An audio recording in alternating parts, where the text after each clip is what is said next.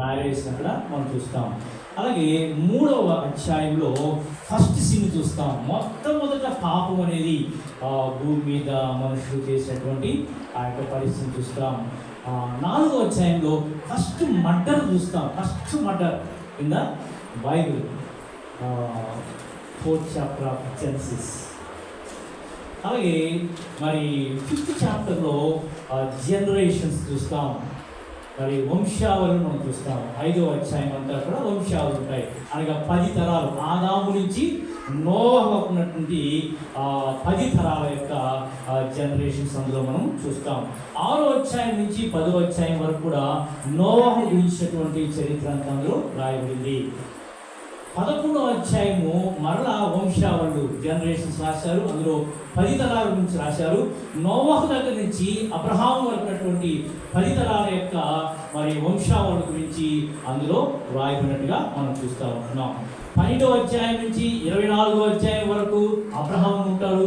25, 26, 27 అధ్యాయాలు, 3 అధ్యాయాల్లో ఇస్సాకు గురించి, 28 నుంచి 36వ అధ్యాయం వరకు యాకోబు, అలాగే 37వ అధ్యాయం నుంచి 50వ అధ్యాయం వరకు మనకు యేసు యొక్క చరిత్ర మనం ఇందులో మనం చూస్తాం.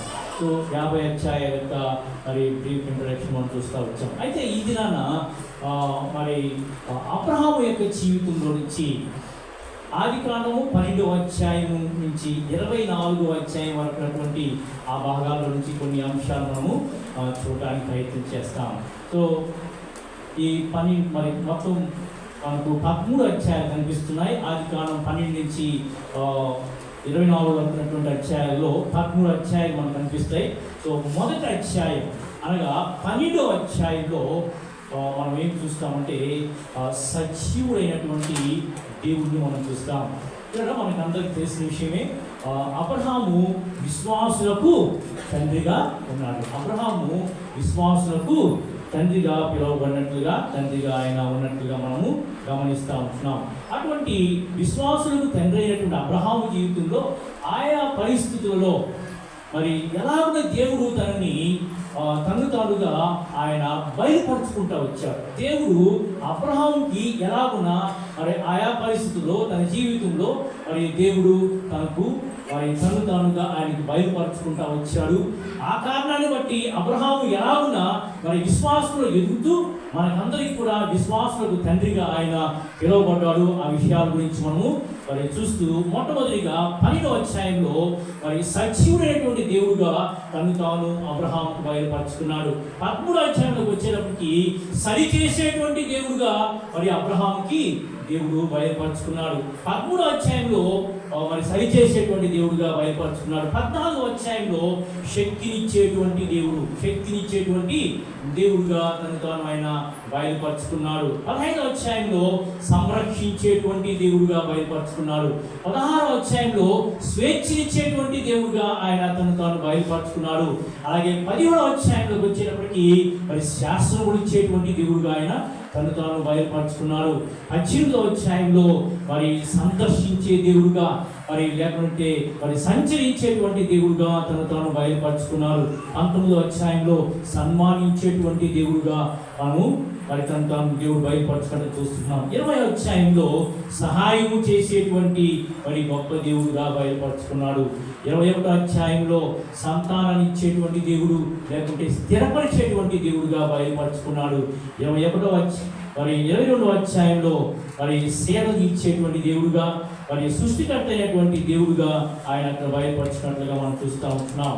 23వ అధ్యాయంలో మరి సమయములను నిర్ణయించేటువంటి దేవుడుగా ఆయన బయలుపరుచుకున్నాడు. 24వ అధ్యాయంలో మరి సంసారులుగా చేసేటువంటి దేవుడుగా ఆయన తను తాను బయలుపరుచుకున్నాడు. అబ్రహాము యొక్క జీవితంలో చాలా సుదీర్ఘ విశ్వాస ప్రయాణంలో దేవుడు ఆయన ఎవరో మరి అబ్రహాముకు బయలుపరుచుకుంటూ వస్తూ ఉన్నట్టుగా విశ్వాసముతో అతను బలపరచబడడానికి, స్థిరపరచబడడానికి, విశ్వాసుకి తండ్రిగా మరి పిలువబడటానికి మరి ముఖ్య కారణము దేవుడు ఆయన ఏమై ఉంటున్నాడో మరి దానిని అబ్రహాముకి బయలుపరుస్తూ వచ్చాడు. సో ఈ రోజున దేవుని చిత్తమైతే సమయాన్ని బట్టి కొన్ని మాత్రమే అందులో నుంచి మనం చూద్దాం. మొట్టమొదటిగా సజీవుడైన దేవుడు. ఆదికాండం 12వ అధ్యాయంలో సజీవుడైన దేవుడు. సో దేవుడు నాకు బయలుపరిచిన దాన్ని బట్టి నేను మీతో వాటిని పంచుకుంటాను. ఇందులోనే 12వ అధ్యాయం నుంచి ఒక్కొక్కరు ఒక్కొక్క విధానంలో చెప్పవచ్చు. అయితే నేను ధ్యానం చేస్తున్నప్పుడు దేవుడు నాకు బయలుపరిచేటువంటి విషయాలు మీతో నేను పంచుకుంటా ఉంటున్నాను. సజీవుడైనటువంటి దేవుడు. సజీవుడని ఎవరిని అంటారు? ఎవరిని సజీవుడు అంటారు? సజీవుడని ఎవరిని అంటారు?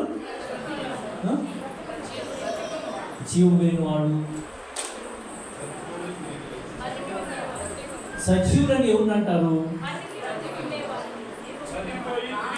చనిపోయి తిరిగి లేచిన వాడు. ఇంకా జనరల్ చెప్పాను. జనరల్ ప్రాణంతో ఉన్నవారు. ఇంకా అన్నీ కరెక్ట్. జీవం కలిగిన వాడు. ఇంకా ఇంకా ఇంకా చలనం కలిగిన వాళ్ళు. మంచిది. ఇంకా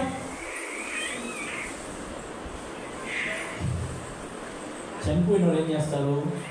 ఒకవేళ అలా సడన్గా చనిపోయారు అనుకోండి, నిద్రలో చనిపోయారు, ఏం చేస్తారు?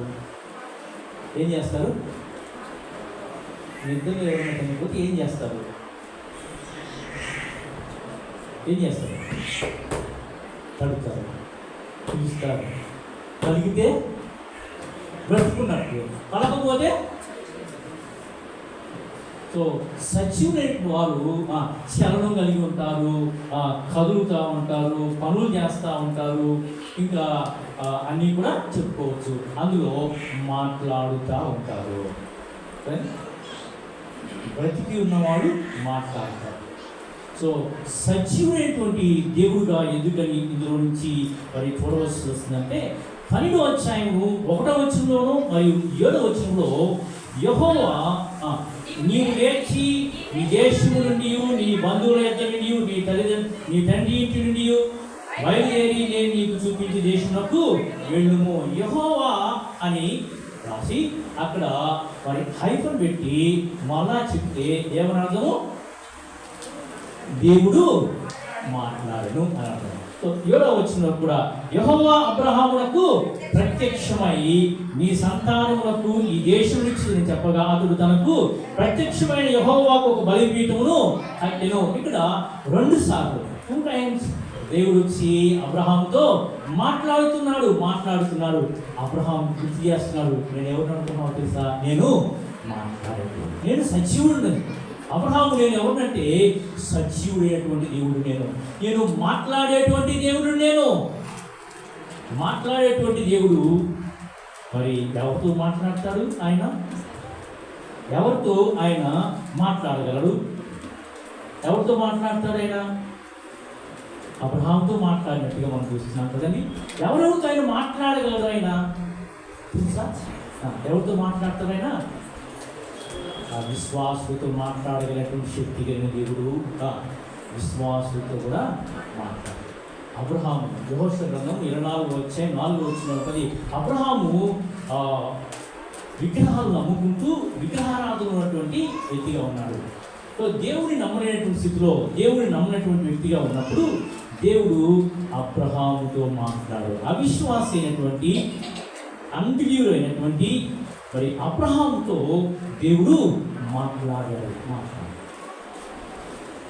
అలాగే అబ్రహాము దేవుడు నమ్మిన తర్వాత అబ్రహాముతో మళ్ళా మాట్లాడాడు. అవిశ్వాసులతోనూ విశ్వాసులతో దేవుడు మాట్లాడేటువంటి వాడుగా ఉంటున్నాడు. ఆయన సజీవుడైన దేవుడు.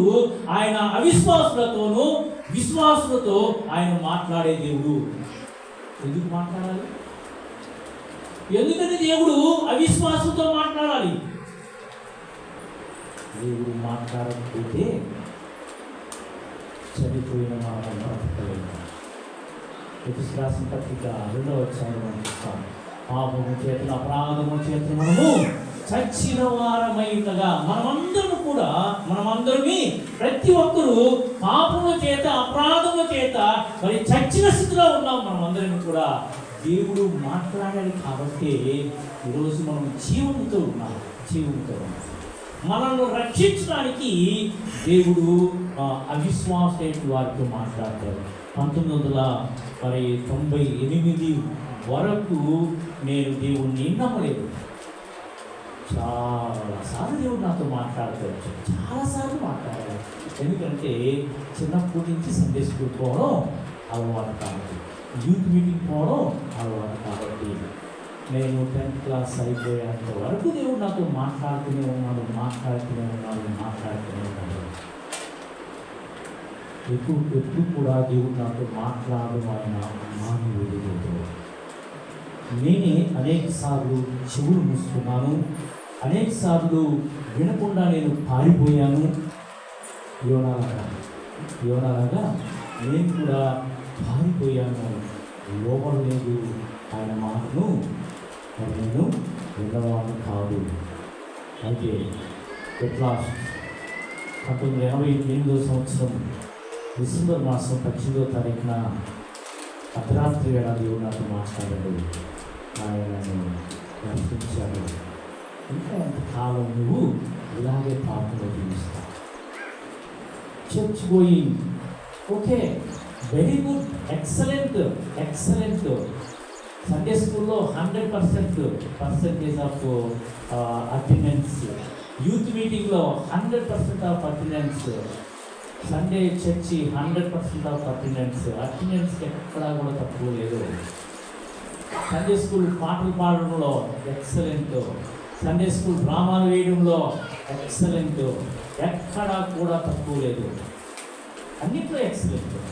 బట్ సాల్వేషన్ విషయంలో zero. Sunday morning church, night first show cinema hall, morning prayer hall, night cinema hall. ఇలా నా జీవితాన్ని గడుపుతున్నప్పుడు దేవుడు నాతో మాట్లాడాడు. నేను విడిచిపెట్టాను. సజీవైన దేవుడుగా ఆయన మాట్లాడేటువంటి దేవుడుగా ఆయన మాట్లాడుతూనే ఉన్నాడు. చివరికి ఆ దినాన్ని దేవుడు మాట్లాడినప్పుడు పౌరన్నట్లుగా ఆ దర్శనంలో నేను అవిధేయుడును కాదనిపోతుంది. నిజమే, సేమ్ అదే సిచ్యువేషన్. చాలా భయంకరమైనటువంటి హెడ్ఏక్తో బాధపడుతున్నాను. అప్పుడు చాలా బాగుంది, చాలా హ్యాపీగా ఉన్నాను. రాత్రి పడుకున్నాను, మధ్యరాత్రిలో హెడేక్ స్టార్ట్ అయింది. అప్పుడు దేవుడు మాట్లాడడం మొదలుపెట్టాడు. హెడేక్ ఫీవర్ ఉంది, కాలిపోతూ ఉంది, హై టెంపరేచర్ ఉంది, హెడేక్ కూడా విపరీతంగా ఉంది. దేవుడు మాట్లాడుతున్నాడు. ఇంకా ఎంతకాలం నువ్వు నీ హృదయమైన తలుపు బయట పెట్టి నన్ను ఉంచుతావు? ఎప్పుడైనా తలుపు తీవా? ఆయన నా హృదయమైనటువంటి డోరు తడుతూ ఉన్నాడు. ఎవరైనా స్వరం విని తలుపు తీసుకున్నా నేను అతనితోనూ నాతో కలిసి దేవుడిని చేస్తాను. అందువల్ల దేవుని యొక్క ప్రేమను గుర్తు చేసుకుంటూ ప్రభావాన్ని క్షమించు. చాలా కాలం నేను ఇబ్బంది పెట్టాను, చాలా కాలం నేను సందేశించుకున్నాను, చర్చిపోయాను, అన్నీ మంచి పనులు బాగా చేశాను. కానీ నా హృదయం అనుకోవడానికి హృదయం ఇవ్వకుండానే నా జీవితాన్ని గడిపేశాను. అందరూ చాలా మంచి క్రైస్తవుడని పేరు ఉంది, కానీ మరి రక్షణ లేదు, పాప క్షమాపణ లేదు. అటువంటి సమయంలో మాట్లాడిన జీవితాన్ని ఆయన మార్చిన వారు మాట్లాడతారు. సో దేవుడు మాట్లాడేటువంటి దేవుడు. అవిశ్వాసంతో ఇందుకొరకు దేవుడు మాట్లాడుతుంటారు. వారి యొక్క రక్షణ కొరకే, వేరే వాళ్ళ కోసం కాదు, ఇంకోటి కోసం కాదు, నీ యొక్క రక్షణ కొరకే. ఒకవేళ ఇంకా ఇక్కడ కూర్చున్న వాళ్ళు ఎవరైనా ఇంకా రక్షించబడకపోతే దేవుడు నీతో ఈ రోజున సూటిగా మాట్లాడుతున్నాడు. సో నీ రక్షణ దీనికి కావాలని దేవుడు కోరుకుంటాను. రెండోదిగా మనం అక్కడ చూస్తుంటున్నాం, దేవుడు అబ్రహాముతో మాట్లాడుతున్నాడు. ఏం మాట్లాడుతున్నాడంటే, ఇదిగో ఈ యొక్క స్థలాన్నంతా నీకు ఇచ్చిపోతున్నాను, ఈ దేశం నీకు ఇవ్వబోతున్నాను, నువ్వు కూర్చున్నటువంటి స్థలము, నువ్వు నిలిచిన స్థలము, నువ్వు ఉన్నటువంటి స్థలము, అది నీకు నేను ఇవ్వబోతూ ఉంటున్నాను. ఆయన భవిష్యత్తు గురించి మాట్లాడుతూ ఉన్నాడు. రక్షణ పొందుకున్నటువంటి ఆ యొక్క విశ్వాసులకు తండ్రి అయినటువంటి అబ్రహాముతో ఏం మాట్లాడుతున్నాడంటే, తన యొక్క భవిష్యత్తు గురించి మాట్లాడుతూ ఉన్నాడు. ఈ స్థలాన్ని, ఈ దేశాన్ని నీకు నేను ఇవ్వబోతూ ఉంటున్నాను అబ్రహాము అంటున్నాడు. సో విశ్వాసమైన మనతో దేవుడు మాట్లాడేటువంటి ఏంటంటే, నీ భవిష్యత్తు గురించి ఆయన మాట్లాడుతున్న దేవుడు అంటున్నాడు. సో మన దేవుని యొక్క సన్నిధికి ఎందుకు రావాలి అంటే దేవుడు నీతో మాట్లాడతాడట. దేని గురించి మాట్లాడతాడంటే ఈ భవిష్యత్తు గురించి ఆయన మాట్లాడలేదు. సో ఆయన మాట్లాడేటువంటి దేవుడు, ఆయన మాట్లాడేటువంటి దేవుడు. అబ్రహాం యొక్క విశ్వాసం యొక్క సీక్రెట్ ఏంటంటే దేవుణ్ణి నమ్మాడు. అర్థమవుతుందా? దేవుణ్ణి నమ్మాడు. ఆ దినాల్లో అటువంటి భయంకరమైన పరిస్థితుల్లో ఎవరు కూడా దేవుని నమ్మలేనటువంటి పరిస్థితిలో ఉన్నప్పుడు దేవుడు అతన్ని ప్రత్యేకపరుచుకున్నప్పుడు దేవుణ్ణి అతను నమ్మాడు. Very good, very good. నేను కూర్చున్నటువంటి మన అందరిలో కూడా అందరూ దేవుడు నమ్ముతాం, అందుకని ఇక్కడికి వచ్చాం. లేకపోతే మీరు ఇక్కడ కూర్చునే ఉంటారు కదా, అంతేనా వచ్చింది. దేవుడు నమ్ముతున్నాం కాబట్టి వచ్చాం. Very good, very good, excellent. But అబ్రహాంలో ఉన్నది ఏంటంటే దేవుని నమ్మడం మాత్రమే కాదు, కానీ దేవుని మాటను కూడా నమ్ముతున్నాడు. It is the secret of his faith. అతని యొక్క విశ్వాసంలో వెనుకున్నటువంటి సీక్రెట్ ఏంటంటే దేవుని యొక్క మాట నమ్మేటువంటి వాడు, దేవుని యొక్క మాట నమ్మేటువంటి. ఇది ప్రతి విశ్వాసికి చాలా అవసరం, చాలా అవసరం. ఒక మాట చెప్పనా, చాలామంది గుడిలో క్రైస్తవులు అంటారు, గుడిలో విశ్వాసులు, మందిరంలో విశ్వాసులు అంట, ఇంట్లో విశ్వాసులు కాదు, పనిచేసే స్థలాల్లో వారు విశ్వాసులు కాదట. గుడిలో మటుకు లేకపోతే మందిరంలో మటుకు చాలా విశ్వాసులు, గొప్ప విశ్వాసులు, మంచిగా పాటలు పాడతారు, మంచిగా వారు అన్నింటిలో కూడా మరి అన్ని కార్యక్రమాలు పాల్గొంటారు, అద్భుతంగా ఉంటారండి మందిరంలో.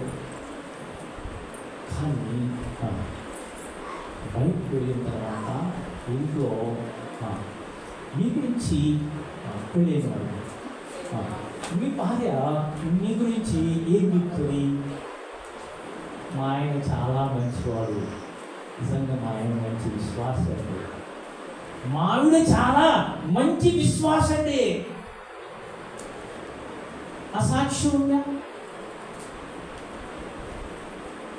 లేకపోతే మా ఆయన రాక్షసి, మా ఆవిడ దైవం.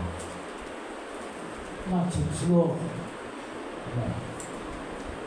అయ్యా ఇంటికి వస్తే ఆమె ఒక ఇంట్లో కొంచెం బాగుంటారు కొంతమంది, మందిలో బాగుంటారు కొంతమంది, ఉద్యోగ స్థలాల్లో దేవుడు మనతో మాట్లాడుతున్నప్పుడు ఆయన యొక్క మాటను మనము నమ్మాలి. మొదటి యేసును రాసిన పత్రిక 2వ అధ్యాయము 13వ వచనం. 2వ అధ్యాయము 13. ఆ హేతువు చేతను దేవుని గురించిన వర్తమాన వాక్యము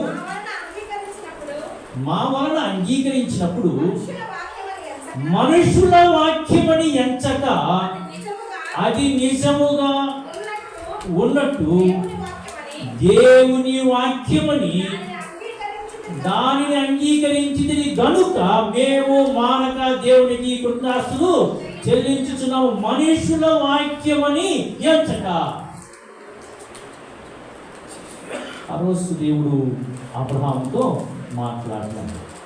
ఈరోజు దేవుడు మనతో మరి మాట్లాడడానికి మనము కనాన్ దేశంలో ఏం కదండి, ఎక్కడ మనం ఆంధ్రప్రదేశ్లో ఉన్నాము. మనం కనాన్లో ఉంటే దేవుడు ఆనాడు అబ్రహాము ప్రత్యక్షమైనట్టుగా మనకు కూడా ప్రత్యక్షమై దేవుడు మనతో మాట్లాడుతాడు. అంతేనా కదా? పౌలు చెప్తున్నాడు క్రైస్తవ సంఘానికి, ఇదిగో సేవకులుగా మేము నీకు అందించేటువంటి ఆ వర్తమానము, ఆ వాక్యమును మీరు విని ఇది మనుషుల వలన కలిగినది కాదు, ఇది దేవుని యొక్క వాక్యమని మీరు అంగీకరించితిరి. దేవుని యొక్క వాక్యమని మీరు నమ్మితిరి. నిజంగా దేవుడు నువ్వు ఎలా ఉన్నాలో, నువ్వేం చేయాలో, నువ్వేం చేయకూడదో నువ్వు ఎలా వెళ్ళాలో, నువ్వు ఎక్కడ ఉండాలో, నువ్వు ఎక్కడ ఉండకూడదో దేవుడు చక్కగా మనల్ని డైరెక్ట్ చేసే దేవుడుగా ఉంటున్నాడు. మనతో మాట్లాడేటువంటి దేవుడుగా ఉంటున్నాడు. మన ప్రతి విషయంలో కూడా దేవుడు మనతో మాట్లాడేటువంటి దేవుడుగా ఉంటున్నాడు. అబ్రహాంతో దేవుడు మాట్లాడుతున్నాడండి. అనుక్షణం అబ్రహాంతో మాట్లాడుతున్నాడు. అబ్రహాంతో మాట్లాడుతూ ఉన్నాడు. దేవుడు నీతో కూడా మాట్లాడుతూ ఉన్నాడు. దేవుడు నీతో మాట్లాడుతున్నప్పుడు అది దేవుని వాక్యమే. దేవుడితో మాట్లాడడం అంటే దైవ సేవకుడికి నిలబడుకుని మంగళవారం బైబిల్ స్టడీ, బుధవారం బైబిల్ స్టడీ, సేవ మీటింగ్, మంగళవారం సేవ మీటింగ్, బుధవారం బైబిల్ స్టడీ, దాని తర్వాత మరి ఫాస్టింగ్ ప్రేయరు, ఆదివారం మొదటి ఆరాధన, రెండో వర్తమానం. ఎన్నో విధాలుగా దేవుడు నీతో మాట్లాడడానికి ఆయన ప్రయత్నం చేస్తూ ఉన్నాడు. మరి వింటా ఉన్నాం, వెళ్ళిపోతా ఉన్నాం. ఇది దేవుని యొక్క వాక్యమని, ఇది దేవుడు నాతో మాట్లాడుతున్నాడని, ఇది నా కొరకే దేవుడు మాట్లాడుతున్నాడని మనము నమ్మగలిగితే మన యొక్క విశ్వాస జీవితం ఎంతో అద్భుతంగా ఉంటుంది. మందిరంలో ఎలా ఉంటామో అలాగే ఇంట్లో ఉంటాము. ఇంట్లో మందిరంలో ఎలా ఉంటామో అలాగే మరి బయట మన ఉద్యోగ స్థలాల్లో మనం చదువుకున్నటువంటి ఆలోచన మనము ఉండగలుగుతాము. సో దేవుడు మాట్లాడే దేవుడు, ఆయన సజీవుడైన దేవుడని మరి అబ్రహాము దేవుడు ప్రత్యక్షపరుచుకుంటా ఉన్నాడు.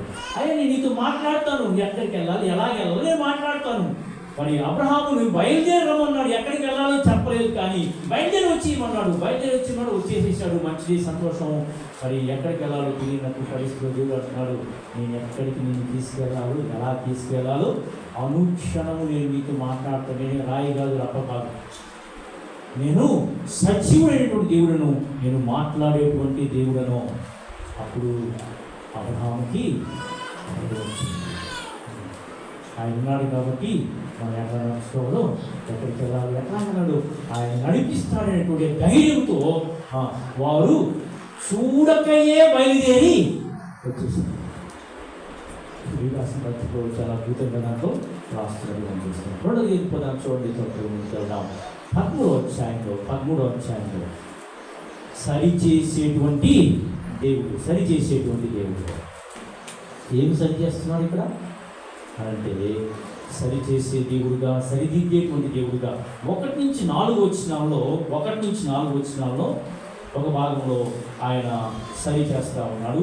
5 నుంచి 18 వచనాలు ఉన్నటువంటి ఆ భాగంలో ఇంకొక విషయం సరి చేస్తాడు. 2 విషయాలు ఇక్కడ సరి చేయబడడం మనం చూస్తున్నాం.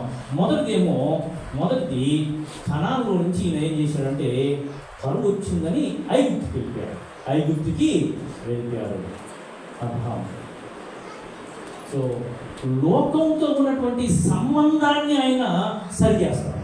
జాగ్రత్తగా ఒక విశ్వాసికి ఎవరితో సంబంధాలు ఉండాలి, ఎలా ఉండాలి, వారి యొక్క సంబంధాలు ఏంటి. సో సంబంధాలను ఇక్కడ దేవుడు సరి చేస్తా ఉన్నాడు. లోకంతో ఉన్నటువంటి సంబంధాన్ని సరి చేస్తున్నాడు. రెండవది మరి బంధువులతో ఉన్నటువంటి సంబంధాన్ని కూడా సరి చేస్తూ ఉన్నాడు. బంధువులతో కూడా ఉన్నటువంటి సంబంధాన్ని సరి చేస్తాడు. 2 సంబంధాన్ని ఆయన సరి చేశాడు. మొట్టమొదటి ఏమో ఐగుప్తులో ఉన్నటువంటి అబ్రహాముని మరలా మరి కనానులోనికి తీసుకొచ్చినట్టుగా మనం చూస్తూ ఉంటున్నాం కదా.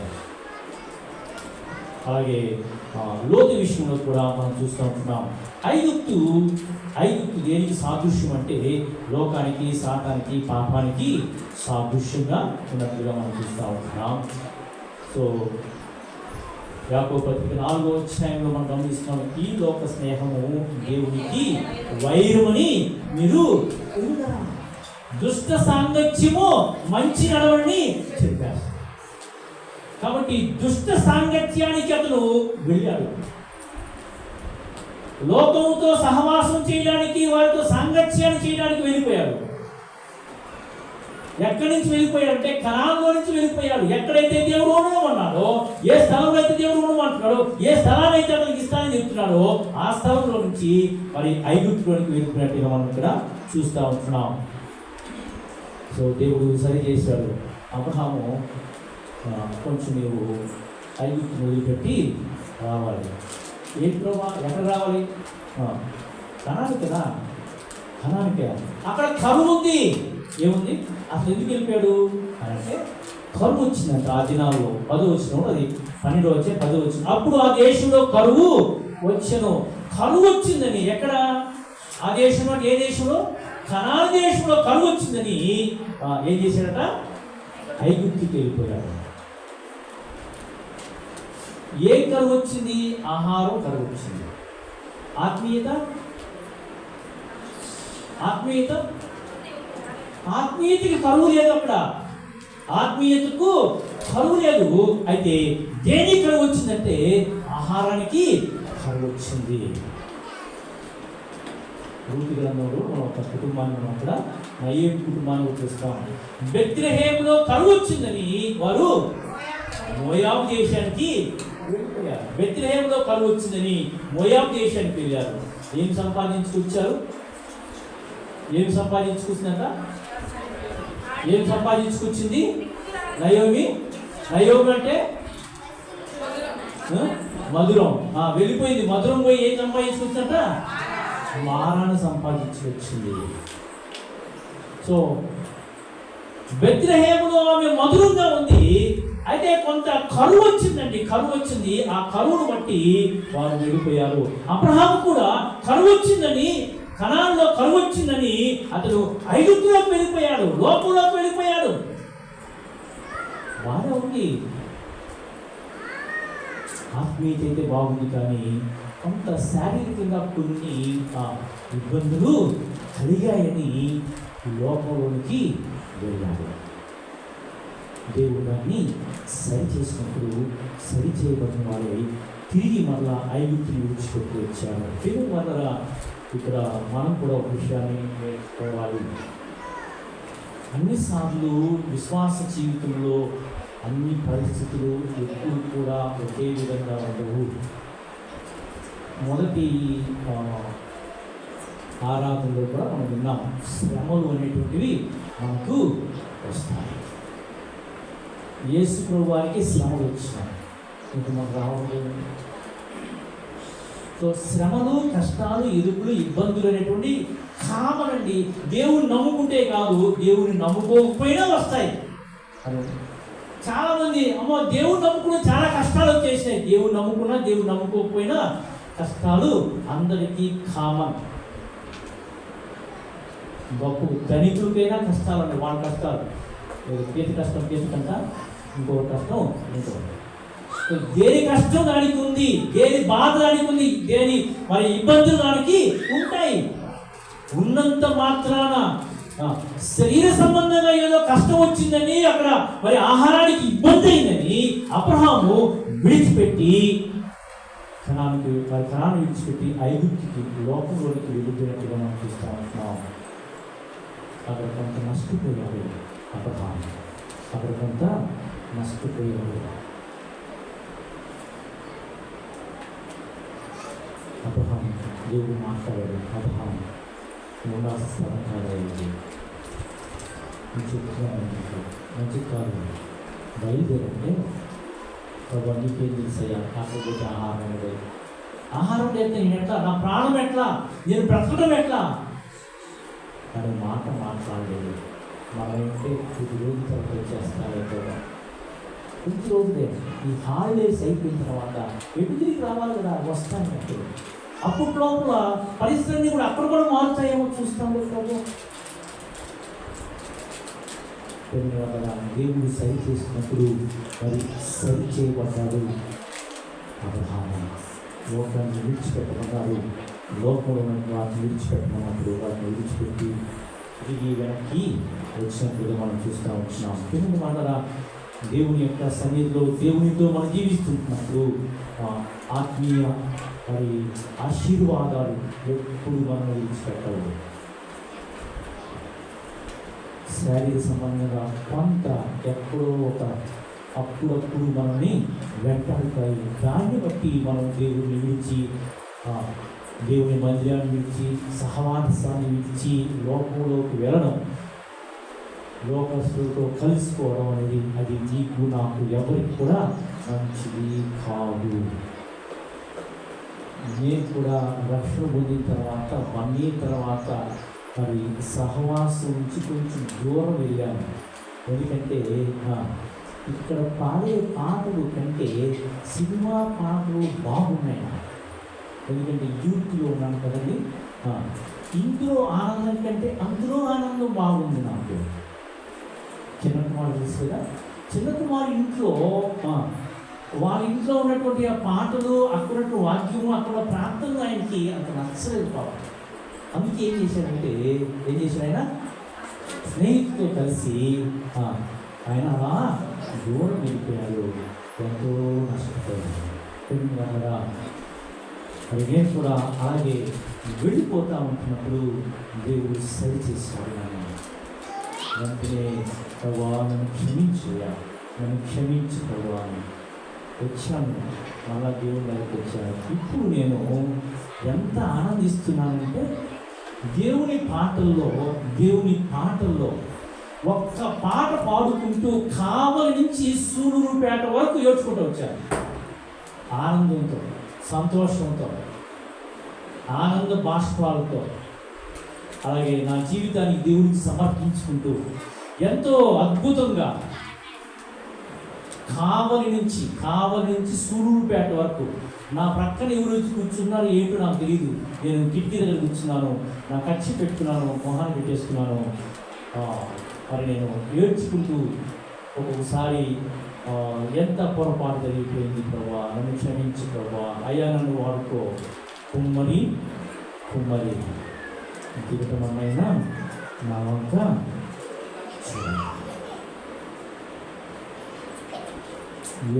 కానీ తెలిసి.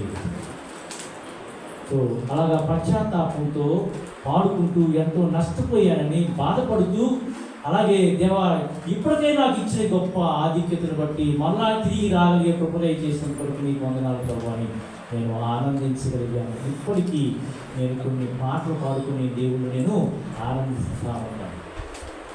ఒకప్పుడు నాకు అనిపించింది ఏమనంటే ఇందులో సంతోషం లేదు, ఇందులో మజా లేదనుకున్నాను. లోకంలోనే ఉందని ఈయన వెళ్ళినట్లుగా నేను కూడా వెళ్ళిపోయాను. నా రాత్రికి దేవుడు నన్ను నడిపించాడు వెంటనే కొద్ది దినాల్లోనే. సో కాబట్టి మన యొక్క మరి సహవాసాలు, మన యొక్క మరి సంబంధాలు లోకంతో ఎలా ఉన్నాయో ఒకసారి మనము జ్ఞాపకం చేసుకోవాల్సిన వారిని మనం ఉంటున్నాం కదా. దాని తర్వాత మనం చూస్తున్నప్పుడు మరి బంధువులతో ఉన్నటువంటి సంబంధాలని దేవుడు ఇక్కడ సరిచేస్తా ఉన్నాడు. లోతు సొంత అది అన్నకుమారుడని లేకుంటే తమ్ముడని 2-3 వరుసలతో మాట్లాడడం మనం చూస్తాం. దగ్గర వ్యక్తి లోతుతో ఉన్నటువంటి సంబంధాన్ని దేవుడు ఏం చేశాడంటే దూరం చేశాడు. జాగ్రత్తగా ఉంటాడు. లోతుతో ఉన్నటువంటి అబ్రహాము యొక్క సంబంధాన్ని దేవుడు దూరం చేసేసాడు.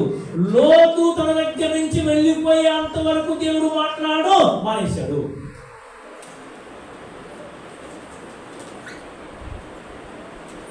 ఎందుకంటే లోతుతో టీచ్ చేసే విషయాలు, లేకపోతే లోతుని మరి స్ట్రెంగ్థెన్ చేసే విషయాలు, లేకపోతే లోతుకి బయలుపరిచే విషయాలు, లోతుకి తెలియజేసే విషయాలు వేరే, అబ్రహాము తెలియజేసే విషయాలు వేరే. ఎందుకంటే అబ్రహాము యొక్క ఫ్యూచర్ వేరే, లోతు యొక్క ఫ్యూచర్ వేరే. ఎంబీబీఎస్ వాళ్ళ సబ్జెక్టు వేరే, ఇంజనీరింగ్ వాళ్ళ సబ్జెక్టు వేరే.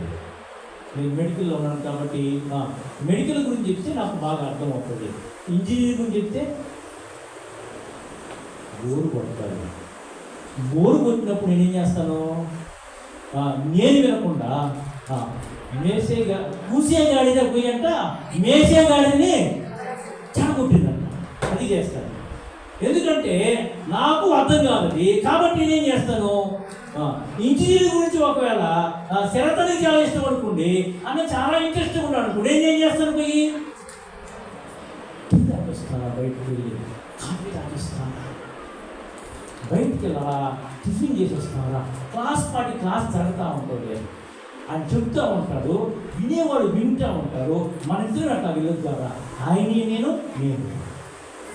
సో ఎందుకని దేవుడు దూరం రావాల్సి వచ్చిందంటే ఆయన చెప్పేటువంటి వేరే, దీంతో డీల్ చేయాల్సినవి వేరే ఉన్నాయి. అంత మాత్రమే కాదు, ఇప్పుడు ఏమైపోయిందంటే లోతు కలిసి ఏమైపోయాయంటే అబ్రహాము దేవుడి కంటే కూడా లోతుతో కలిసి ఆయన సంబంధాలు వారితో కలిసి తినడం తాగడం తిరగడం, ఏంటి నీ ఎట్లున్నాయి నా ఎట్లున్నాయి, నీ కాకుండా ఎట్లున్నాయి నా కాకుండా ఎట్లున్నాయి, వాళ్ళు ఎట్లున్నారు వీళ్ళు ఎట్లున్నారు, అది ఎట్లుంది ఇది ఎట్లుంది, మన ఆస్తులు ఎట్లున్నాయి మన అంతస్తులు ఎట్లున్నాయి, ఇవే అయిపోయింది. ఎందుకంటే లోతు యొక్క లక్షణాలన్నీ అవి. ఎందుకంటే లోతుకి చాలా ఇష్టం. అయ్యా కోరుకో లోతు అని అంటే ఏమన్నాడు లోతు? ఏం కోరుకోండి అయ్యా? చూడటానికి చాలా పచ్చగా ఉంది, నాకు ఇదే కావాలి, నాకు పచ్చగుండే స్థలం కావాలని కోరుకున్నాడు. అని నాకు కాదు కదా, మీరు పెద్దోడు కదా, మీరు తీసుకొని మీరు నాకు ఇవ్వండి అని అట్లా పచ్చగా ఉంది కాబట్టి నాకు. సో లోక ఐశ్వర్యాల గురించి ఆలోచన చేస్తున్నాడు, లోకంలో ఉన్నటువంటి పేరు ప్రఖ్యాతుల గురించి ఆలోచన చేస్తున్నాడు, శరీరాల గురించి ఆలోచన చేస్తున్నాడు ఎక్కువగా లోతు. అందుకే లోతు సొదొమ గొమొర్రాకు వెళ్ళిపోయినట్టు మనం చూస్తున్నాం. ఓకే, లోతు గురించి కాక మనకు అబ్రహాము చూస్తున్నప్పుడు అబ్రహాముకి దేవుని వెంబడించాను ఆశ కోరిక, మాట నమ్ముతున్నాడు, దేవుడు నమ్ముతున్నాడు, వస్తూ ఉన్నాడు, దేవుడు సరి చేసుకుంటా ఉన్నాడు. దేవుడు అప్పుడు అబ్రహాము చెప్పాడు, లోతు నువ్వు చేశావు, లోతు నువ్వు లోతు వెళ్తే కానీ నీ భవిష్యత్తు సెటిల్ కాదు. కొన్నింటిని మనం సెటిల్ చేసుకోవాలంటే, మన భవిష్యత్తు సెటిల్ కావాలంటే కొన్ని సంబంధాలను మనం దూరం పెట్టాలి. అమ్మో సొంత వాళ్ళే, దగ్గర వాళ్ళే, అత్తమామలే, అమ్మా నాన్నలే, ఇంకా బెస్ట్ ఫ్రెండే, పక్కింటోడు, చాలా కాలం తెలుస్తున్నాం వాళ్ళతో మేము. తప్పదు. కొన్నిసార్లు వాళ్ళని చాలా దూరము పెట్టాలి. మన యొక్క భవిష్యత్తు వాళ్ళ మీద కాదు, మనము దేవునితో ఉండేటువంటి సంబంధాల మీద ఆధారపడి ఉంటుంది. కాబట్టి మన యొక్క సంబంధాల విషయంలో మనం చాలా జాగ్రత్తగా ఉన్నాడు. తండ్రి గురించి మాట్లాడినప్పుడు, అత్తమామ గురించి మాట్లాడినప్పుడు ఏది భాషగా అనుకుంటారేమో మీరు. తల్లిదండ్రులు చూడకూడదని కాదు, అత్తమామను చూడకూడదని కాదు, కానీ దయచేసి మీరు అర్థం చేసుకోవాలి ఒక విషయాన్ని.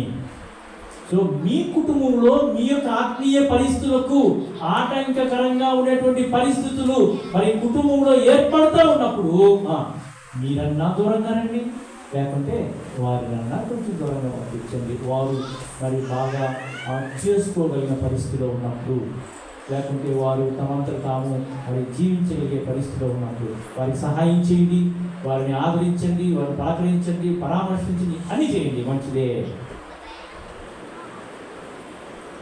సో సంబంధాల విషయాల్లో, బంధువుల విషయాల్లో, స్నేహితుల విషయాల్లో మనం జాగ్రత్తగా మనము ఉండాలి. దేవుడు మనల్ని ఈ విషయాల్లో సరి చేసినప్పుడు సరి చేసుకోవాలి. కుటుంబంలో, కుటుంబ వ్యవస్థలో నీవు అయితే మీ కుటుంబం భార్యాభర్తల యొక్క డెసిషను మరి అక్కడ మేజర్ అయి ఉండాలి. తల్లిదండ్రులు, అత్తమామలు, రక్త సంబంధులు, బంధువులు వీరి ఎవ్వరి యొక్క డెసిషన్స్ మీద మీరు మీ కుటుంబాన్ని కట్టుకోకూడదు. ఒకవేళ అది దైవ సంబంధమైనటువంటి మరి దేవుడి చిత్తానుసారమైనటువంటి దేవుడు మీతో మాట్లాడుతుంది, వారితో కూడా మాట్లాడుతుంటే హ్యాపీగా రిసీవ్ చేసుకోండి. లేని పక్షంలో పెద్దోడు కదా, ఇంటికి పెద్దోడు కదా, మనం కన్నవాడు కదా, కని పెంచిన వాడు కదా, పర్వాలేదు. వాళ్ళ జీవితము వాడు నిర్ణయించుకున్నాడు, నీ జీవితాన్ని మీరు నిర్ణయించారు. దేవుడు దాన్ని నీ చేతికి ఇచ్చాడు, నీ జీవితాన్ని మీ చేతికి ఇచ్చినాడు. కాబట్టి ఆ విషయాల్లో మనం జాగ్రత్తగా మనం ఉండాలి. ఇటువంటి సమయాల్లో, ఇలా చేసే సమయాల్లో కొన్ని పొరపాట్లు జరుగుతూ ఉంటాయి. కాబట్టి దయచేసి భార్య లేని వారు మీ భర్త యొక్క తల్లిదండ్రుల యొక్క ప్రేమను మీ భర్త మరి నోచుకోకుండా మీరు చేయొద్దు. భర్త లేని వారు మీ యొక్క అత్తామామల యొక్క మరి ప్రేమని భార్య నోచుకోకుండా వాళ్ళ దగ్గరికి పోనీయకుండా, వాళ్ళతో మాట్లాడనీయకుండా, వారిని పలకనీయకుండా, వారిని పరామర్శనీయకుండా వారితో పూర్తిగా మరి మీరు చేయకూడదు. జాగ్రత్త, ఇది కొంచెం జాగ్రత్తగా డీల్ చేయాల్సిన విషయాలు. ముందుకు వెళ్దాం. చిత్తమైతే ఇంకొకసారి దీంట్లో ఉండాల్సింది క్లారిఫై చేసుకొని పాస్టర్ గారు ముందుకు వెళ్ళిపోదాం. జాగ్రత్తగా గమనించండి కదా. మరి ఈ సమయంలో మూడవదిగా 14వ అధ్యాయంలో శక్తినిచ్చేటువంటి దేవుడిని మనం ఇక్కడ చూస్తూ ఉంటున్నాం. శక్తినిచ్చేటువంటి దేవుడు ఏమి శక్తినిచ్చాడు ఇక్కడ తెలుసా మీకు? ఎందుకని దీనికి శక్తినిచ్చే దేవుడు అని పేరు పెట్టామంటే 14వ అధ్యాయం 1వ వచనంలో ఇక్కడ మనకు సొదొమ గొమొర్రా ప్రాంతంలో ఒక 5 మంది, 1-2 వచనాలు ఉంటాయి. సొదొమ గొమొర్రాలో 5 మంది రాజులు ఉన్నారంట ఆ ప్రాంతాల్లో. ఆ యొక్క వాళ్ళందరి యొక్క కూటమి, మన కోటాలు ఉన్నాయి కదా, కూటమిలు, అలాగా 5 మంది రాజుల కూటమి. అయితే 14వ అధ్యాయంలో షీనారు రాజైనటువంటి అమ్రాపేలు, ఎల్లాసరు రాజైనటువంటి అర్యోకు, ఏలాము రాజైనటువంటి మరి కదర్లాయోమేరు, మరి గెయిల రాజైనటువంటి తిదాలు అని వారి దినములలో వారు సొదొమ రాజైనటువంటి వాళ్ళ మీదకి వచ్చిన 4 రాజులు కలిసి 5 మంది రాజులు ఓడించారండి. 5 మంది రాజులు ఓడించి అక్కడ ఉన్నటువంటి సొదొమ గొమొర్రా లోతు యొక్క ఆస్తి పాత్రలను తీసుకుని వెళ్ళిపోయారు. చాలా శక్తి కలిగిన వాళ్ళు కదండి.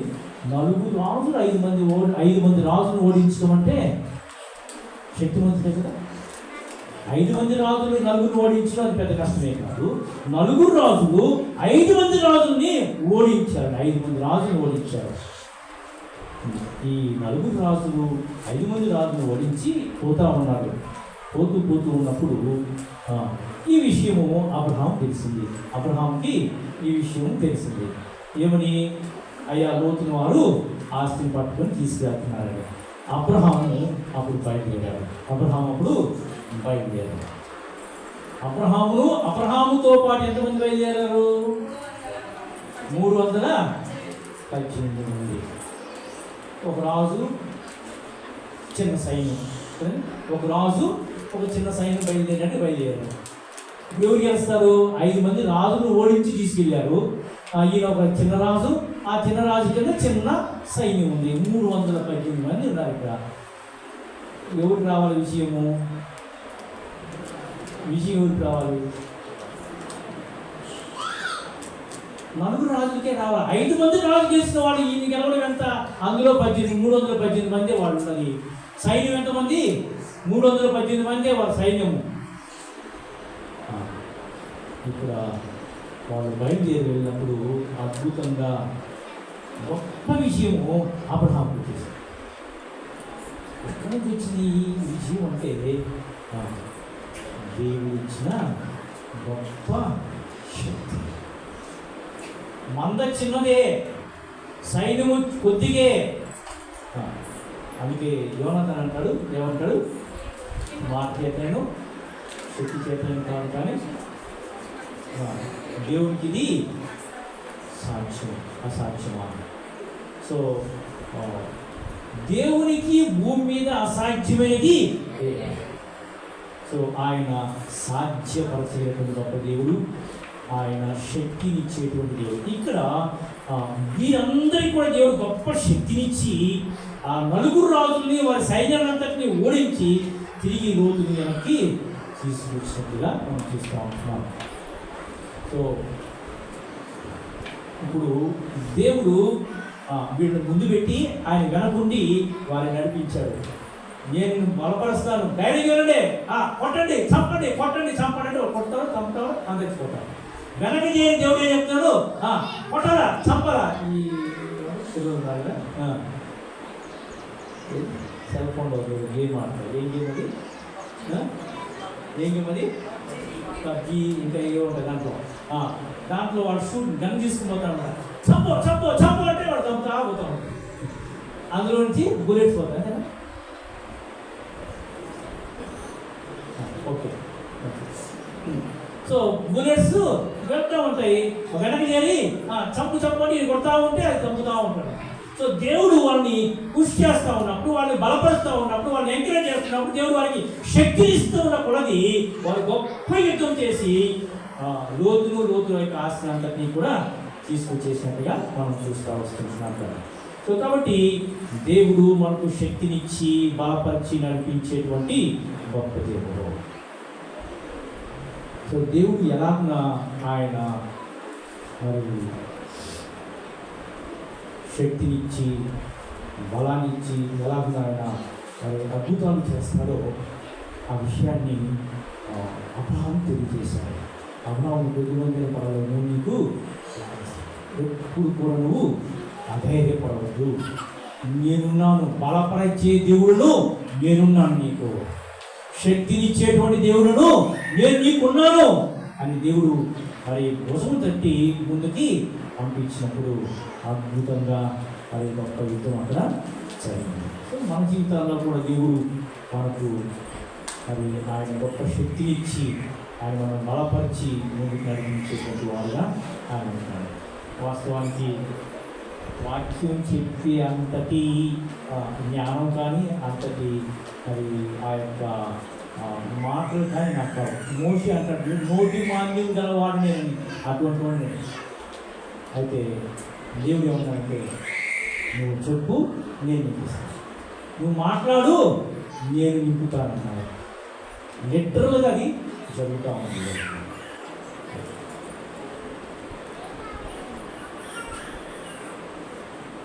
14 అయిపోయింది, 16వ అధ్యాయంలో చేస్తుంది. 16వ అధ్యాయంలో సంరక్షించేటువంటి దేవుడు, అది మన మొదటి ఆరాధన వాక్యంలో ప్రేమించే దేవుడు, సంరక్షించేటువంటి దేవుడు అనే విషయాల గురించి, శిరసైన దేవుడు అనే విషయాల గురించి మనం మాట్లాడవచ్చు.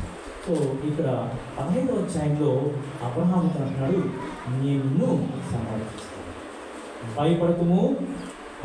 15వ అధ్యాయం ఇవి జరిగిన తర్వాత యెహోవా వాక్యము అబ్రహామునకు దర్శనం వచ్చి, అబ్రహామా భయపడకము, నేను నీకు కేడము, నీ బహుమానము అత్యధికమునని చెప్పాను. అందుకు అబ్రహాము, ప్రభువైన యెహోవా నాకేమి ఇచ్చిననేమి, నేను సంతానం లేని వారిని పోచున్నా, నేను నమస్కరియాదరే నా ఇంటి ఆస్తి కట్టలేదు కదా అంటున్నాడు. యాక్చువల్గా దేవుడు అబ్రహాంతో మాట్లాడుతుందంటే అబ్రహాం చాలా భయంగా ఉన్నాడు. యుద్ధం చేయడానికి బాగా యుద్ధం చేశాడు, కానీ ఆ రాజులకు ఉన్నటువంటి ఒక వీక్నెస్ అంటాము, లేకపోతే వాళ్ళకు ఉన్నటువంటి ఒక అలవాటు ఏంటంటే, ఎక్కడైనా ఎవరి చేతులైనా ఓడిపోతే మళ్ళా తిరిగి వాడిని ఓడించేంతవరకు, వాళ్ళు చంపేంతవరకు వాళ్ళు ఒప్పుకోరండి. ఆ రాజులకు ఉన్నటువంటి అలవాటుది, లేకుంటే వారికి ఉన్నటువంటి గుణం ఏంటంటే, వారిని ఓడించే వారిని మరలా వారిని ఓడించి వారిని చంపేంత వరకు కూడా వారు ఉండలేరు. దానికోసం వారు ప్రయత్నం చేస్తారు. ఇప్పుడు ఆయన యుద్ధం చేయడానికి బాగా యుద్ధం చేసి ఇచ్చేసారు, కానీ మరలా వచ్చి వారు నన్ను ఎక్కడ చంపేస్తారో అనేటువంటి భయముతన్ని వెంటాడుతూ ఉంది. అప్పుడు అంటారు, దేవుడు అంటారు, భయపడతావు. ఎందుకు భయపడతావు? నేను నీకు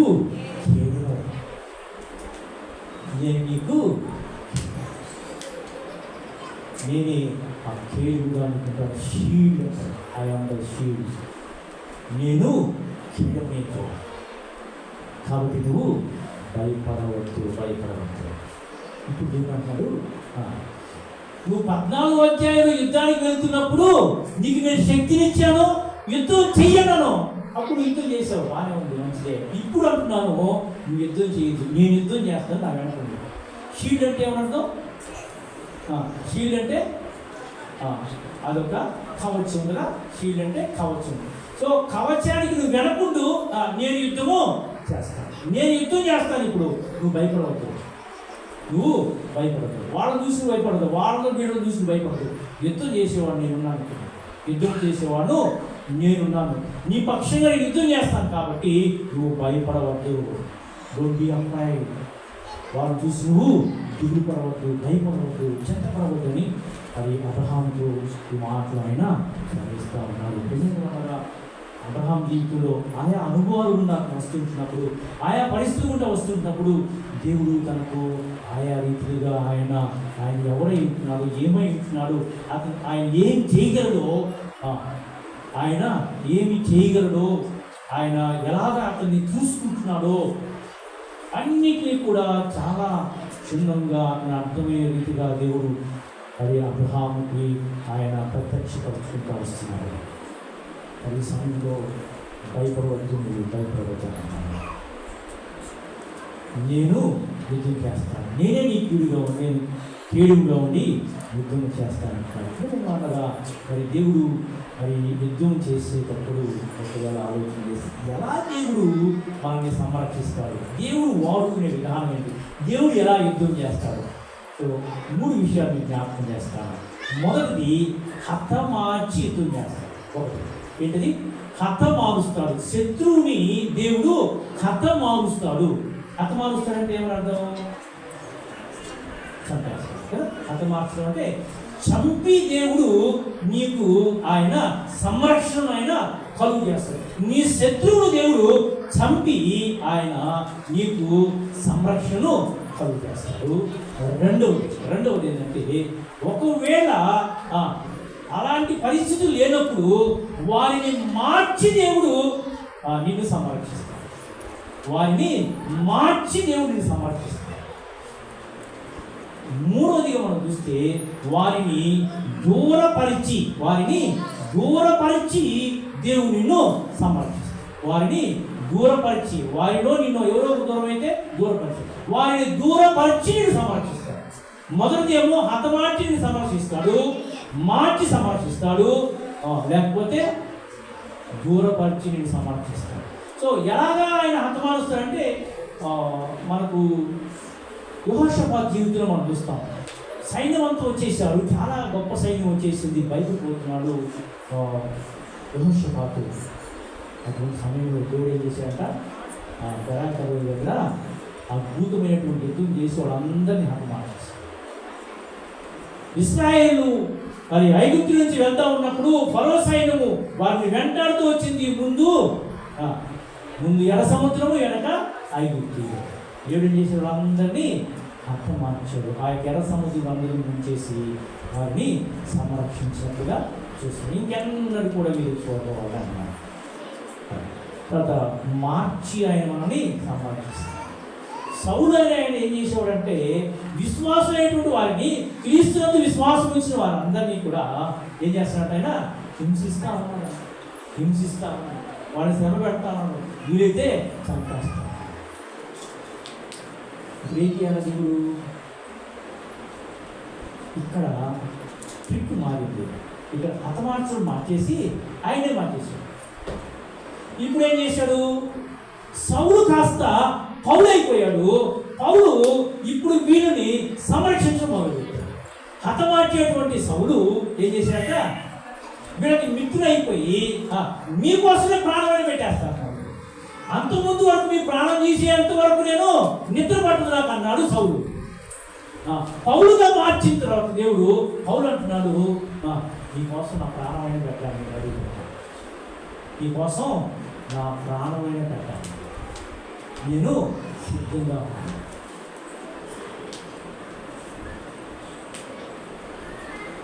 ఆయన జీవితంలో దేవుడు గొప్ప మార్పులు తీసుకొచ్చి మరి గొప్ప సంరక్షణ ఆ దినాల్లో ఉన్నటువంటి ఆయన యేసుక్రీస్తుని విశ్వాసం ఇచ్చిన వారందరికీ గొప్ప సంరక్షణ శత్రువైనటువంటి సౌలు చేతిలో దేవుడు ఇచ్చినట్టుగా దూరపరిచి యేసుప్రభువు వారు జన్మించిన కాలంలో ఏం జరిగిందంటే యేసుప్రభువు వారిని చంపాలని అనుకున్నాడంట హేరోదు. అప్పుడు ఏం చేశాడ దేవుడు? మరియమ్మను యేసేపును రాత్రి మీరు బయలుదేరి ఇక్కడి నుంచి మీరు దూరంగా వెళ్ళిపోతుంది.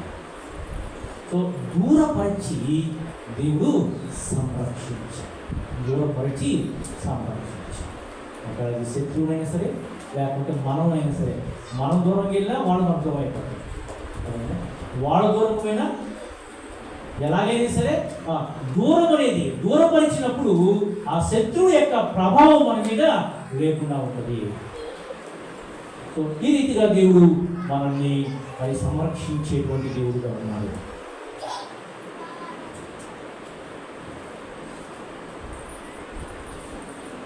ముందుకెళ్తే చాలా ఉన్నాయి, ఆగిపోతే తక్కువ అనిపిస్తుంది, ఆగిపోతే తక్కువ అనిపిస్తుంది, ముందుకెళ్తే ఎక్కువ అనిపిస్తుంది.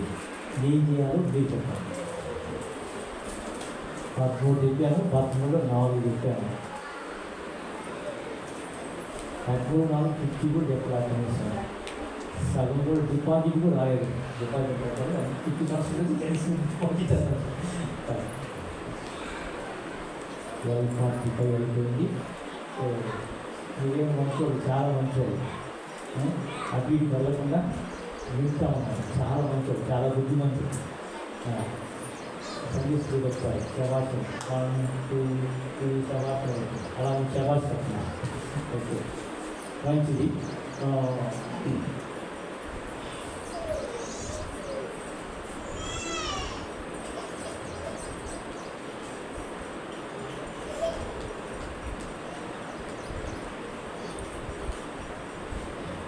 డిపాజిట్ లేకపోయినా పర్లేదు, మీరు మరి మీరు బాగుండడం నాకు మంచిది, మీ శ్రేయస్సే నాకు కావాలి. కాబట్టి ఇందుకు మనం ముగించుకుందాం. సో ఇప్పుడు మేము 4 విషయాలు చూస్తూ వచ్చాం. దేవుడు ఎలాగున్నా మరి అబ్రహాముకు తను తాను ప్రత్యక్షపరుచుకుంటూ వచ్చారు.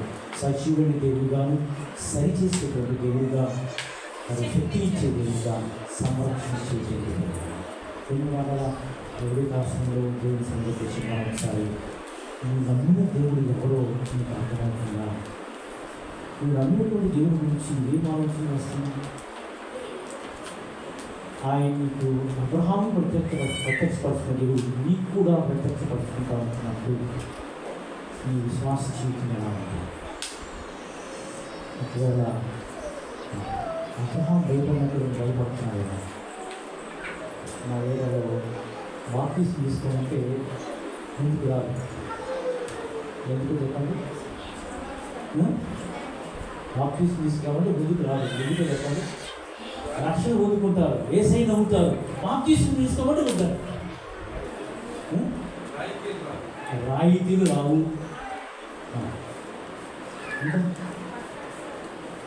రాయితీలు కొట్టుకుంటే బాప్టిస్ట్ కానీ పిల్లలు కావు. మా పిల్లలకు పెళ్ళిళ్ళు రావు, ఎవరూ చేసుకోరు. అమ్మాయి కానీ అబ్బాయి కానీ. అబ్బాయిలు కూడా అది ఎందుకంటే అమ్మాయిల కంటే ఏదో కొన్ని ప్రదేశాలు కొన్ని చోట్ల అమ్మాయిలకి పెళ్ళి అవ్వాలంటే కొంచెం ఇబ్బందికరంగా ఉంటాయని మనం వింటూ ఉంటాం, చూస్తూ ఉంటాం. అబ్బాయిలు కూడా అండి, అబ్బాయిలు అమ్మాయిలు ఇద్దరికి పెళ్ళిళ్ళు కావండి. బాప్టిస్ట్ తీసుకుంటే పెళ్ళి కాదు. అయ్యాలండి ఇంకొన్ని చోట్ల సీక్రెట్గా ఉండిపోవాలనుకుంటారు, నమ్ముతారు. కానీ వాళ్ళు ముఖ్యంగా అన్ని కుటుంబాలకు వచ్చిన వాళ్ళు నమ్ముతారు, కానీ వాళ్ళకి కొన్ని భయాలు ఉంటాయి. ఏంటి కదా, మా చెట్టుని చెప్తారు, ఏం చెప్తారంటే ఎందుకు అంటే మేము విడిచిపెట్టి వచ్చిన దేవతలు మాకు ఏదైనా కీడు చేస్తారనేటువంటి భయం మాలో ఉంది. అందుకే మేము కొన్ని ఆచార అలవాట్లను మానివేయట్లేదు. నమ్ముకుంటారు, విశ్వాసంతో ఉంటారు, కానీ ఇంకా మళ్ళా అన్యాచారాన్ని కూడా మరి పాటిస్తూ ఉంటారు. కారణం ఏంటంటే వాళ్ళు ఈరోజు చేస్తారు. ఎందుకంటే అప్పుడు మా కులదేవత, మా ఇంటి దేవత, మా ఊరి దేవత, మా వీధి దేవత, మా యొక్క దేవత, మా యొక్క దేవతలు మమ్మల్ని చేస్తారు. సో ఇటువంటి భయాలు మరి బెనిఫిట్స్ పోతాయని, రాయితీలు పోతాయని, ఉద్యోగం రాదని, ఉద్యోగం రాదని, ఎన్నో భయాలు. పెళ్ళిళ్ళు కావాలంటే, ఉద్యోగాలు రావంటే, కొంతమంది నీట్లో సీట్ కావాలంటే కనీసం ఉంటే కదా నీట్లో సీట్ వస్తుంది. ఏంటి మార్పు కాదు, రిజర్వేషన్ ఉంటే కదా మనకు సీట్ వస్తుంది. సో రాయితీలు పోతాయని, సీట్లు పోతాయి రావని, ఉద్యోగం రాదని, పెళ్ళిళ్ళు కాదని ఎన్నో భయాలు, దేవతలు ఏదో చేస్తారు, ఇటువంటి భయాలతో మరి అనేక మంది దేవుణ్ణి వెంబడిస్తున్నప్పుడు వారు రక్షణ పొందిన వారు అనేక. అందుకే మరి విశ్వాస జీవితంలో ఆ భయాలతోనే ఎదగలేకుండా ఉన్నటువంటి పరిస్థితులు మనం చూస్తున్నాం. దేవుడు ఏమంటారంటే నేనే నీకు కీడుముగా ఉంటాను. నేను కూడా భయపడ్డాను ఒకప్పుడు, నాకు కూడా భయం వచ్చింది. ఒకటి నాన్న నేను వాళ్ళకి బయటిన తర్వాత జాబ్ కోసం ప్రయత్నం చేస్తా ఉంటున్నప్పుడు నేను ఒక తీర్మానం చేశాను. దేవుడు నాతో మాట్లాడాడు, నీవు నోటితో చెప్పినా క్రైస్తవుడు అని చెప్పు, నువ్వు ఒకవేళ పేపర్ మీద రాయాలన్నా క్రైస్తవుడు అని చెప్పాను అని దేవుడు మాట్లాడాడు. నువ్వు నోటితో చెప్తే క్రైస్తవుడివి, రాసేటప్పుడు వరకు నువ్వు హిందీ అవుతావు అనేటువంటి మాట దేవుడు నన్ను మాట్లాడాడు. నాకు అర్థమైంది సార్ చదువుతున్నా. నువ్వు నోటితో చెప్పేటప్పుడేమో నేను క్రైస్తవుని, నేను రక్షకుడిని, నేను విశ్వాసిని, నేను పరిశుద్ధుడు, నేను నీతిమంతుడు, పరలోకం నా తప్ప ఇంకెవరు ఉండదు, నేను ఒక్కడే పరలోకం పోతా, నేను మరి అందరితో కలిసి అక్కడ ఉంటాను. సో ఇన్ని చెప్తున్నా నువ్వు రాసేటప్పుడు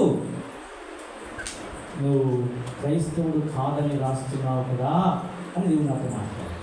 ఆ ఒక్క మాటను బట్టి నేనేమంటున్నానంటే నేను రాసిన క్రైస్తవునే, నా రాకలో నేను క్రైస్తవునే, నా మాటలో క్రైస్తవునే, నా యొక్క జీవితంలో క్రైస్తవునే అని ఒక తీర్మానం చేసుకుని నేను నా యొక్క రిజర్వేషన్ నేను మార్చుకున్నాను. అప్పుడు అన్నారు నా బంధువులు, స్నేహితులు, శత్రువులు, దూరం వాళ్ళు అందరూ కలిసి, మా నాన్న స్నేహితులు, అప్పుడే మా నాన్న చనిపోయాడు. నా 49 వెంటనే 1993లో మా నాన్న చనిపోయాడు. ఇంట్లో చాలా ఆర్థిక ఇబ్బందులు చాలా ఉన్నాయి. మా నాన్న షాప్ తీసుకున్నారు, చేసే నాన్నకి. ఇంకా ఇద్దరు ఉన్నాం, నేను తమ్ముడు డిగ్రీ చదువుతూ ఉంటున్నాడు. ఇటువంటి పరిస్థితిలో ఆర్థిక ఇబ్బందులు ఉన్నప్పుడు మరి లైఫ్ సెటిల్మెంట్ గురించినటువంటి ఆలోచనలు పడినప్పుడు మార్చుకున్నందుకు ఎన్నో మరి ఒత్తిడి వచ్చి నన్ను భయపెట్టడం జరిగింది, చాలా భయపెట్టడం జరిగింది. ఒకనొక సందర్భంలో నేను చాలా భయపడిపోయాను. ఇంకా నాకు ఉద్యోగం రాదు, ఎందుకంటే రిజర్వేషన్ లేదు, దీనికి ఉన్నది ఒకటి ఎంతమందిలో నాకు చెప్తారా. సో చాలా కుంగిపోయాను, భయపడిపోయాను. నేను అలాగా ఇక నా భవిష్యత్తు ఇంకేనేమో, నేను ఇంక బాగుపడే పరిస్థితి నాకు లేవు, నేను బాగుపరిచే వాళ్ళు ఎవరు లేరు అని నేను అనుకుంటున్న సమయంలో భయపడవద్దు, నీ కీడుము నేనే నీ కీడుగా ఉంటానని దేవుడు అబ్రహాముకు చెప్పినట్టుగా నాకు కూడా చెప్పినప్పుడు నేను కూడా ధైర్యం తెచ్చుకొని ఎంతో ఆ భయము నుంచి బయటకు వచ్చి ధైర్యంగా ముందుకి వెళ్ళడానికి ప్రయత్నం చేస్తూ ఆ బాధల్లో ఒక చిన్న ఒక పాట రాసుకున్నాను. మమ్ములనెరిగిన మా దేవా, మా స్థితిగతులను ఎరిగిన తండ్రి, మా పరిస్థితులను ఎరిగిన ప్రభువా, మమ్ములనెరిగిన మా దేవా, నేను క్రైస్తవుడైనందుకు నాతోటి సహోదరు, బంధువులు, రక్త సంబంధులేమన్నను, నేను క్రైస్తవుడైనందుకు నాతోటి సహోదరు, బంధువులు, రక్త సంబంధులేమన్నను, అనుకూలించని పరిస్థితులలో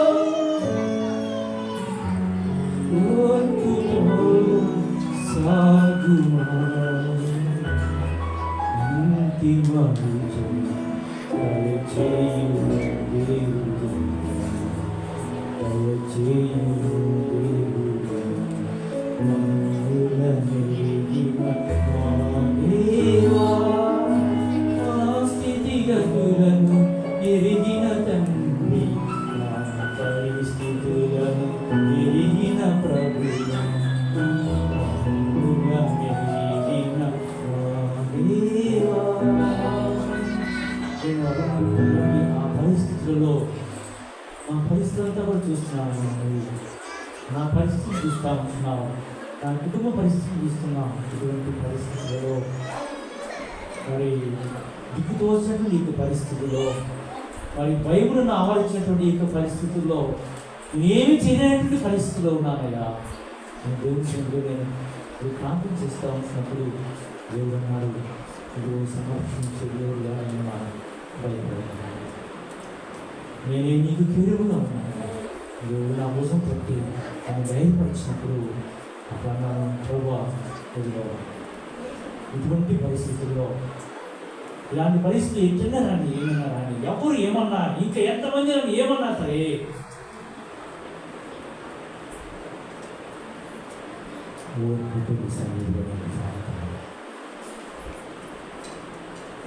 అంతిమ విషయాన్ని ఇచ్చేటువంటి గొప్ప దేవుడిని నేను నమ్ముతాను. అబ్రహాం నమ్మాడు, అయ్యా నేను కూడా నమ్ముతున్నానని నిజంగా ఆ విశ్వాసంతో, అదే నమ్మకంతో అదే మరి ఆ భయాన్ని వదిలిపెట్టి మరి దేవుడు మరి బలపరచగా, మరి దేవుడు ధైర్యపరచగా, భయాన్ని విడిచిపెట్టి ధైర్యంగా మరి చదివాను, రాశాను. దేవుడు చూడగా రిజర్వేషన్ ఏ పని లేదు. దేవుడు నాకు 5th ర్యాంక్ ఇచ్చి, 5th ర్యాంక్ దేవుడు నాకు ఇచ్చి, దేవుడు నాకు శిక్షించాడు. నేనే నీకు కేడిగా ఉంటానని దేవుడు చెప్పిన దేవుడు, యుద్ధం నువ్వు కాదు నేను చేస్తానని చెప్పిన దేవుడు, ఆయన నా పక్షం యుద్ధం చేశాడు. అద్భుతంగా ఏవి కూడా ఏ రిజర్వేషన్ కూడా పనిచేయకుండానే దేవుడు మరి 5th ర్యాంక్ ఇచ్చి ఓపెన్ కేటగిరీలో దేవుడు నాకు జాబ్ దేవుడు ఇచ్చినాడు. నిజంగా గొప్ప దేవుడు, మన దేవుడు గొప్ప దేవుడు. ఆయన దేవుడు నమ్మేటువంటి దేవుడు, ఆయన గొప్ప, మనం విడిచిపెట్టేటువంటి దేవుడు కాదు ఆయన. మరి ఏ భయాలలో ఉన్నప్పటికీ ఆ భయాలన్నింటి నుంచి కూడా అంత దాగి అంటున్నాడు, ఆ భయాలన్నింటి నుంచి నన్ను ప్రార్థన చేసుకున్నాను. మోకరించి ప్రార్థన చేసుకున్నాను. ప్రేమ సహోదర సహోదరి కూర్చుంటున్నాను. సర్వ జీవితాల్లో నీ జీవితంలో దేవుడు ఏమంటున్నాడు? నువ్వు వెళ్తున్నటువంటి నీకు విశ్వాస యాత్రలో దేవుడు నీకు మరి ఏ విధానంలో ఆయన ప్రత్యక్షపరచుకుంటున్నాడు. సజీవుడైన దేవుడుగా ప్రత్యక్షపరచుకుని నీతో మాట్లాడుతూ ఉంటున్నప్పుడు ఆయన మాటలు అన్నీ నువ్వు దేవుడు చూపిస్తున్నావా? ఇవ్వబడుతున్నావా? ఆయన మాట ప్రకారం నడుచుకుంటున్నావా? సహోదర సహోదరి సరిచేసే దేవుడుగా నువ్వు ఆయన సరి చేస్తూ ఉంటున్నప్పుడు, ఆయన సరి చేస్తున్నప్పుడు నువ్వు సరి చేయబడుతున్నావా? లేకపోతే తప్పించుకుని తిరుగుతున్నావా? దేవుడు సరిచేసి దేవుడి కోసం తెలుసా? నీ భవిష్యత్తు బాగుండడానికే. నువ్వు సరి చేయబడకపోతే, ఐగుప్తులో నుంచి నువ్వు మళ్ళా తిరిగి రాకపోతే నీకు నష్టమే. అదిగా పందులు తినేటువంటి ఆ పొట్టు తిని ఆ యొక్క తక్కువ కుమారుడు ఎలాగైతే భయంకరమైనటువంటి స్థితిలోకి వెళ్ళిపోయాడో అదే గట్టి పడుతుంది నాకు. అందుకే దేవుడు నిన్ను ప్రేమించిన దేవుడు ఇదిగో ఆయన అంటున్నాడు, నేను సరి చేసే దేవుడుగా నిన్ను సరి చేస్తున్నప్పుడు లోకంతో ఎటువంటి సంబంధాలు కలిగి ఉండాలో, బంధువులతో ఎటువంటి సంబంధాలు కలిగి ఉండాలో, నీ యొక్క సహవాసం ఎలా ఉండాలో నేను సరి చేసేటప్పుడు నువ్వు సరి చేయబడితే అది నీకు దీవెన, అది నీకు ఆశీర్వాదం. సరి చేయబడడం అది ఆశీర్వాదం, అది దీవెనగా తీసుకోవాలి. ఇది దేవుని వాక్యముని మనం నమ్మాలి. దేవుడు నా కొరకే, నన్ను సరి చేయడానికే దేవుడు నాతో మాట్లాడుతూ ఉన్నాడు. ఈ రోజున దైవజనుల ద్వారా, ఈరోజు ఈ బైబిల్ స్టడీలో దైవజనుల ద్వారా, ఈరోజు ఈ సేవ మీటింగ్లో దేవుడు నా కొరకే, నా కుటుంబాన్ని మంచిగా కట్టుకోవడానికి, నా కుటుంబం ఆశీర్వాదం కొరకే, నేను దీవించబడి కొరకే దేవుడు నాతో మాట్లాడుతున్నాడని, నన్ను సరి చేయడానికి దేవుడు నాతో మాట్లాడుతున్నాడని సరి చేసుకోగలిగితే నీకు, నీ కుటుంబానికి, సంఘానికి, సమాజానికి ఎంతో దీవెనకరంగా ఉంటుంది, ఆశీర్వాదకరంగా ఉంటుందని దేవుడు మాట్లాడుతున్నాడు. అంత మాత్రమే కాదు, కానీ ఆయన గొప్ప శక్తినిచ్చేటువంటి దేవుడు. దేవుడు నీకు శక్తినిచ్చి, నీకు బలాన్నిచ్చి, ఆయన చేత నిత్యము చేయించే దేవుడిగా ఉంచుతాడు. ప్రియమైనటువంటి సహోదర సహోదరి, నీకు వస్తున్నటువంటి శోధనలో, నీకు వస్తున్నటువంటి ఇబ్బందుల్లో నువ్వు భయపడవద్దు, ధైర్యంగా ముందుకు వెళ్ళు. దేవుడు నీకు శక్తి ఇస్తాడు. అపవాదిని ఎదిరించినప్పుడు వాడు మీ అందరి నుంచి పారిపోతాడు. ఎదిరించు. దేవుడు నీకు శక్తినిచ్చి ఉన్నాడు. ఆయన శక్తినిచ్చే దేవుడు ఉన్నాడు. ఇవాళ భయపడుతున్నావా? దిగులు పడద్దు, కుంగిపోవద్దు. ఆయన దగ్గరికి రా. యుద్ధం చేయొద్దు, ఆయనే చేస్తాడు. ఊరక నిలుచుండి చూస్తావు, ఊరక నిలుచుండి చూస్తావు. ఆయన పక్షంగా యుద్ధం చేస్తాడు.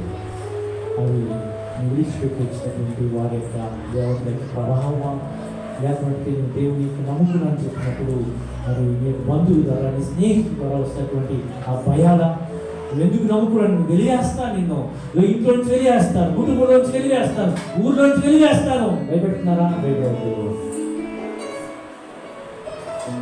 దేవుడికి కేడుగా ఉంటారా? తండ్రి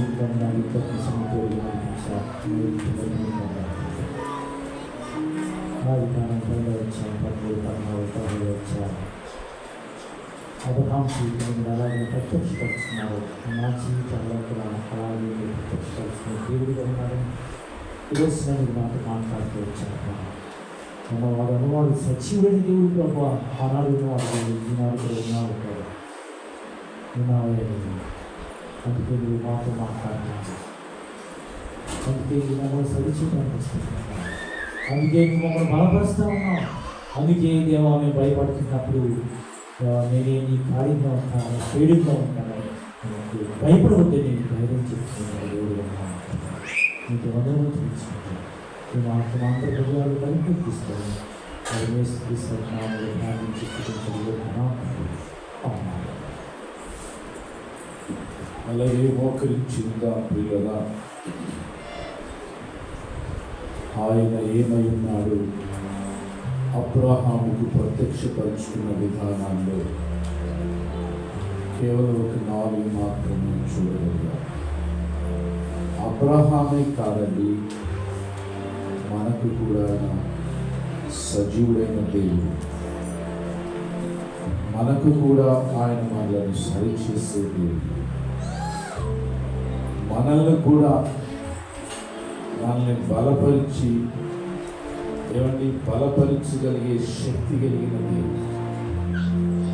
అంతేకాదు అనేక భయాందోళనలో మనల్ని సంరక్షించగలిగే దేవుడు. మరి వింటుండగా ప్రియ దేవుని బిడ్డలారా, చక్కని ఆలోచన తీర్మానం కలిగి ప్రభు బలలో మనం చేవేద్దాం. అట్టి ప్రభు మన కొరకు ఈ భూమి మీదకి వచ్చి నిజంగా మాట్లాడుతున్నప్పుడు మీకు ఏమనిపించిందో కానీ ఎక్కడో మహిమలో సమీపింపరాని తేజస్సులో అమరత్వంలో ఉంటున్న ప్రభు సజీవుడిగా, సరిచీవాడిగా, శక్తినిచ్చువాడిగా, సంరక్షకుడిగా ఉండడానికి భూమి మీదకి వచ్చి నీ కొరకు నా కొరకు ఆ కలువరి శిలువలో తను తాను అప్పగించుకుని ఆయన నీ మీద నా మీద చూపిన ప్రేమ, కరుణ, దయ ఎంతో ఉన్నతమైందో ఈ ప్రభు వల్ల మనకు జ్ఞాపకం చేస్తుంది. అందుకు ఈ సమయంలో మోకరించుదాం. మన కొరకే నలగగొట్టబడిన ఆయన శరీరానికి సాదృశ్యంగా ఉన్న పాత్రలు మన కొరకు చిందించిన ఆయన రక్తానికి సాదృశ్యంగా ఉన్న ఈ ద్రాక్షరసంలో పాలు పొందుదాం. మన మధ్యలో స్పర్జన్ ముందుకు వస్తాడు. ప్రభు బలను పంచడానికి సహాయం చేస్తారు. అలాగే రాజా ముందుకు వస్తాడు, ప్రభు బలను పంచుటలో సహాయం చేస్తాడు. అలాగే ప్రభాకర్ ముందుకు వస్తాడు, ప్రభు బలను పంచుటలో సహాయం చేస్తాడు.